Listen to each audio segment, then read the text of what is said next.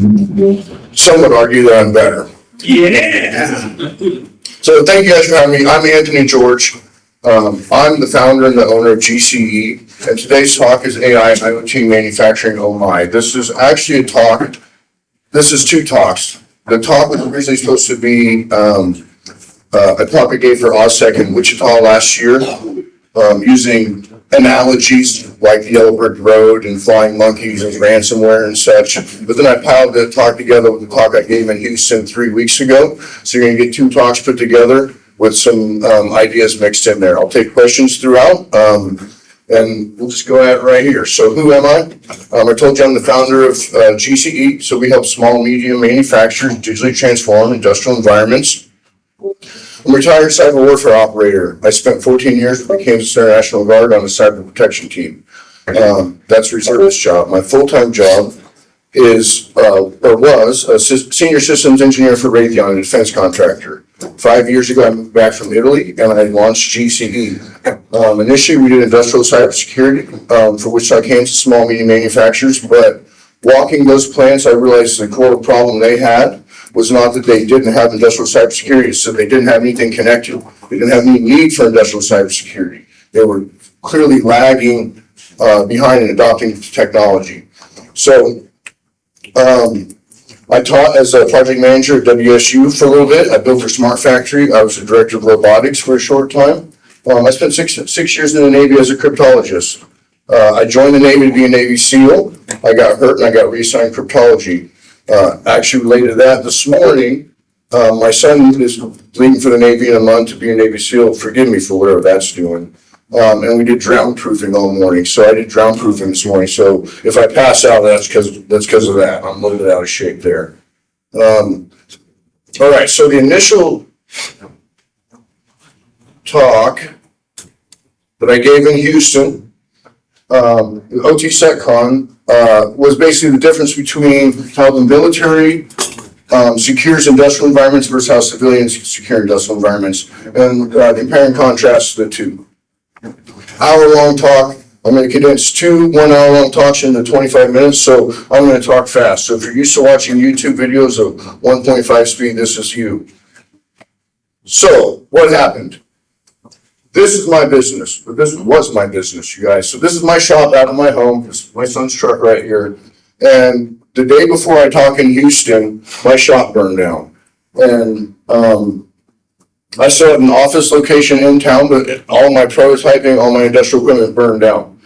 And I used that to talk in Houston about the importance of mostly knowing what assets are in your environment, asset management and inventory, right? Because the first thing that I needed to know was not how much is this going to cost me, it's like, what was in that? I had customers' projects in that, I had my own projects in there. I did not have a proper asset inventory. And the first thing I do when I walk on site, in most sites, is figure out what they have. I walk through, I do what's called rapid plan assessments. I'll walk in the manufacturing environment and I'll look at their problems and I'll be like, you need a robot there, you need databases for all that, you need to deploy an IoT network here, and that system needs to be segmented completely because that runs your entire operations. I was not practicing the same rules that I had my customers practice. So I gave a talk on that. So we're going to overlay some of this. This is the aftermath. This is what was left. Flag burned off my barn, but it was a total loss, 100% loss. My entire business was in that barn, 100% loss. So how do we, for one, we're going to talk a little bit how I could have mitigated some of this. We're going to talk about where the fire came from. It's actually an inside job. And how we can contain the spread of not only cyber events, but fire. So we'll use those in parallel. That shop, okay, so here's what happened. My chicken coop caught on fire, spread to my barn, spread to my fence, spread down my fence, spread to my home. My home, this is a corner of my home, right? So there was a little bit of, I wasn't home at the time. I pulled up the next morning, my phone had broken the day before. I coached rugby as well, I'd broken my phone some way. Pulled up the next morning, and this is when you pull up to your house. You have no idea what's going on. Totally doing me for a loop, right? Where's my kids? Where's my family? Where's my chickens? Where's my stuff? Okay, so we start with visibility. We need to know what's in there. Does anybody know who this is? Good. Well, why can't Ray Charles see his friends? Anybody? Because he's married. That's what I found. You guys got that. It's a stat joke, man. So inventory, location, what is our assets doing? So manufacturing environment, what it's doing is probably more important than what kind of asset it is. So we group them in, criticality in the environments and how we segment them, called zones and conduits in manufacturing environments. Same thing as subnets, VLANs, in IT. How does it act? So OT assets act in very traditional ways. So there's a lot of fingerprinting we can do around those to understand how they're acting and how they might deviate from that. Do you have any questions at this point? I'll take questions. Okay, I'll take any of them. Okay, 4 questions for asset visibility is what do we have? So this is real world, guys. This is what happens. I walk shops all the time. I used to be a little higher level guy where I didn't go down the industrial environments. The first time I was on a mission and I was essentially looking at a manufacturing environment from the internet. I ran into a PLC, and when I got to that PLC, I did not understand how to write the code. I don't understand what the code was. If those that don't know, it's called ladder logic or structured text on a PLC. So I went down to the local college and enrolled in Allen Bradley 1 and 2, a brand of PLCs, and I learned how to program PLCs. Because unlike the IT world, the OT world has very unique operating systems and structures. And so when you get down in there, to really have the effects you want, you really need to know what the environment is doing. So if you take this, for example, this is what's called a machine press. This machine comes down and just with 30 tons of pressure, boom, boom, boom, stamped steel. So this is one of my first customers, largest RV air conditioning manufacturer in North America, and they make the base plate for the AC right here. Comes through here. This machine, Minster press, rock solid, built in at 72. It works better than presses you would buy now. It's a higher quality machine. What we have here is called a die saver. This is where it all comes together, guys. This is what's happening in manufacturing. This is never connected to the internet, never meant to be connected to the internet. You turn the switch on and it runs, right? This die saver essentially acts in a way that if the machine gets jammed, instead of continuing to smash the parts on top of each other, damaging the machine, damaging the tools, they add this system in line. So when the machine stretches in a way, it causes the machine to basically stop. So this can stop the machine. This is modern. Man, this is modern, this is old. If somebody was to hack this, now they could shut down this machine. So what happens? This machine built in 1973 is now being connected to the internet using this, right? So, and they have to do this because this saves them a lot of money. That tooling costs $15,000 every time they rebuild it. If they don't have this, they pay $15,000, happens once a year. You add this, okay? Now they come to me and say, okay, well, we know this tool knows, this piece of equipment knows what raw material is going in there, how many parts it's making, and the count of, and the output, like the part it's making, the part count, and the raw material. So we need data from this. So how do we get it? We connect to it. Guess what we just did? Connected this machine to the internet. So now this machine, which runs this entire factory, is vulnerable. This is real world. This isn't theoretical. This is me walking plants every single day. How am I doing? You good? Okay. So the factory floor then and now, we know we're going through a digital transformation. I think everybody here's probably heard of Industry 4.0. A lot of people would argue that we're on Industry 5 right now. Just to be, okay, yeah, here we are. Okay, so this has some words up here about the Wizard of Oz and stuff, and you can read it. And I wish I had some dancing stuff out here. And there's big plans, but I got called late for this, and again, the abbreviated version. We love you for it. Yeah, well, I love being invited here. I love you guys as an audience. The Industrial Revolution. So the first one, we invented the machine, cotton gin. So they're just doing it by hand. We made the machine. Lots of machines doing lots of different things. And then the second one, electrification. I think we really would start to see this in the assembly line with, in the Ford assembly line.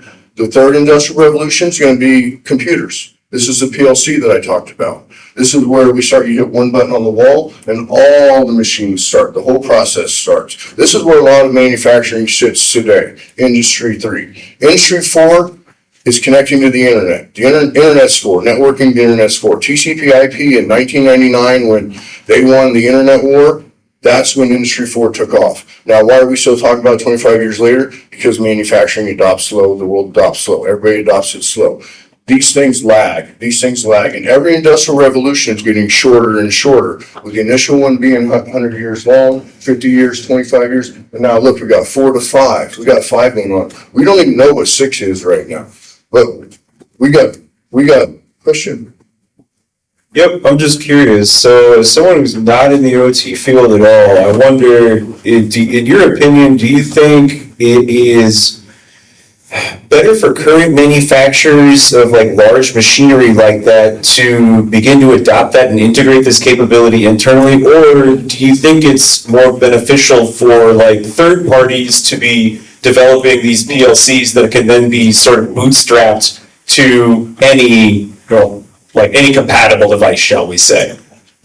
Or if there's any benefit to either of those, one over the other. So, if you would have asked me a year ago, or let's say 2 years ago, I would say build the software for your company, do all the things. But now with the way of AI it is, we can put any device on there. We can use AI to write the C code or whatever and do that. So there's a lot of different theories. To buy a system, an IoT system or network, and overlay on this, or do you build your own? Build or buy. That's time tested.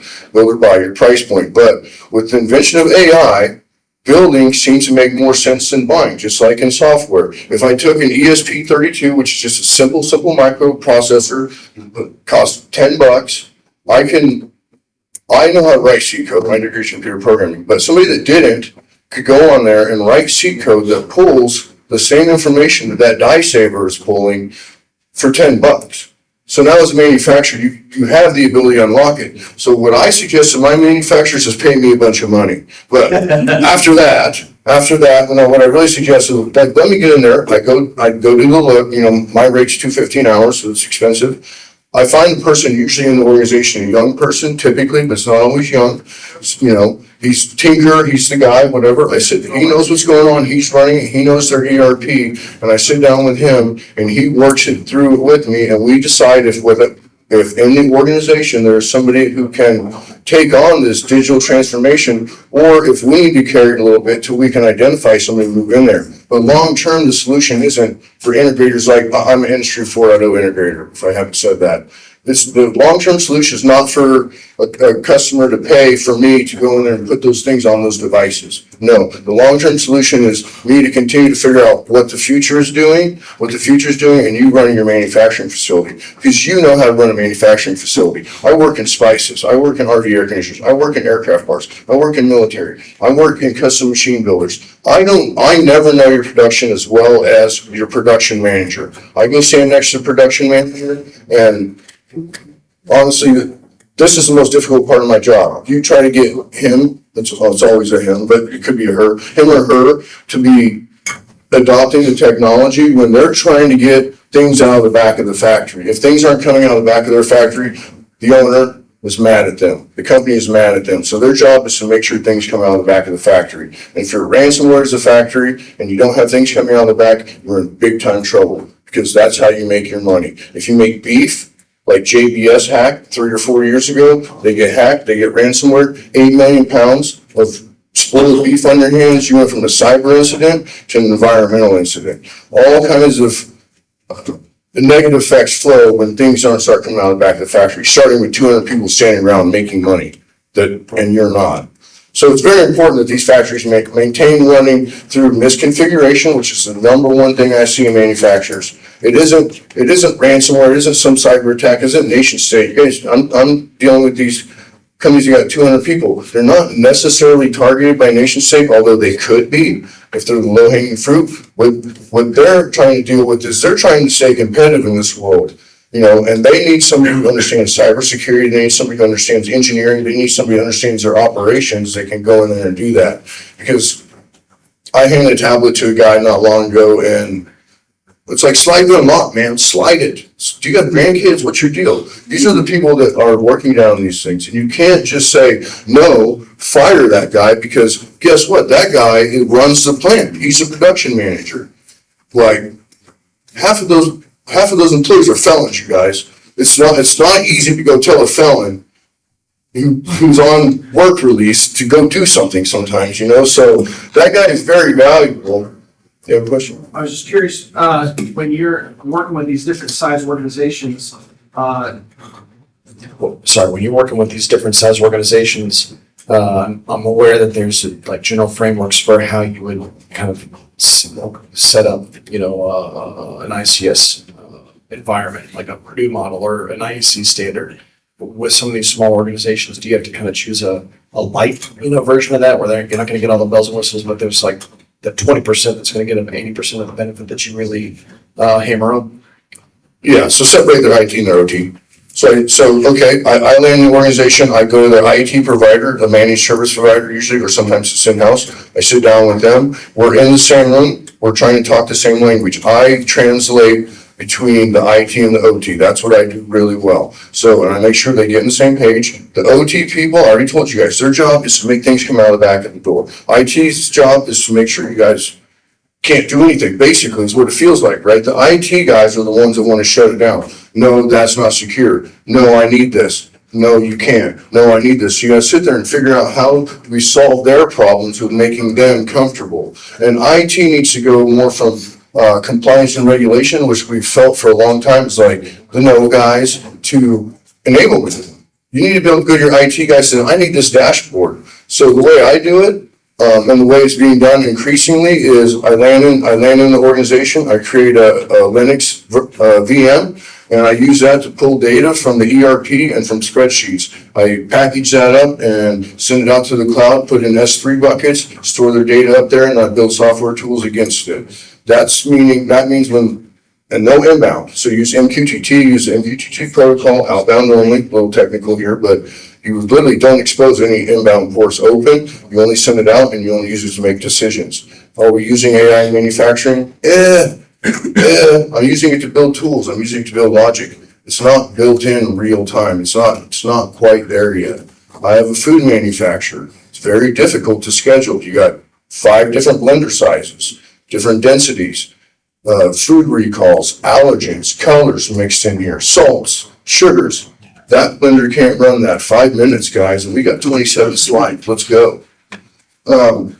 Very difficult what these guys are facing right now, but my customers that are applying the technology are killing it compared to the people that are not. So we're going to see a big turnover, especially around machine shops. I think machine shops, because there's more well-structured data in CNC machines than there is in the original ChatGPT release. So when people start connecting those to the internet, if you don't find the efficiencies in your CNC machines, you won't be able to compete.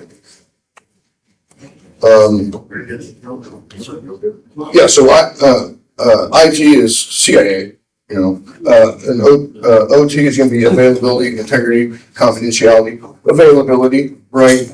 That thing needs to run. I don't care if China looks at it running, it needs to run. Obviously, I don't want them to, but the most important thing is that when you hit the button and emergency shutdown, it shuts down. That's really important. This is why we don't put multi-factor down on the factory floor. This is why we don't make it overly complicated for the guy that's a temp guy, right? My users on the factory floor have user 1, user 2, user 3, and some first names in there. Yeah, I know IT people get up and walk out of this room right now when I say that. But if the tools aren't usable, they're not going to use them. If they're not going to use them, there's no point in even having them, and the business is going to go under. You have to meet them where they are. These guys are making stamped steel. If my customer that makes military aircraft part, that's a different scenario, right? But know your audience. There's got to be a level of trust in your organization.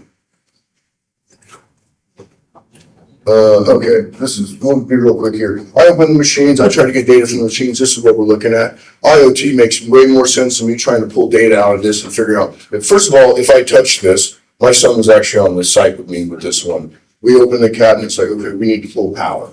We open this cabinet, look for power. There's power in here, certainly. I ain't touching that. Because why? I'm taking on all this risk. That's running that giant chainsaw in the background, right? So this is what you're dealing with. You gotta have an understanding. This is not IT world here. That's OT world.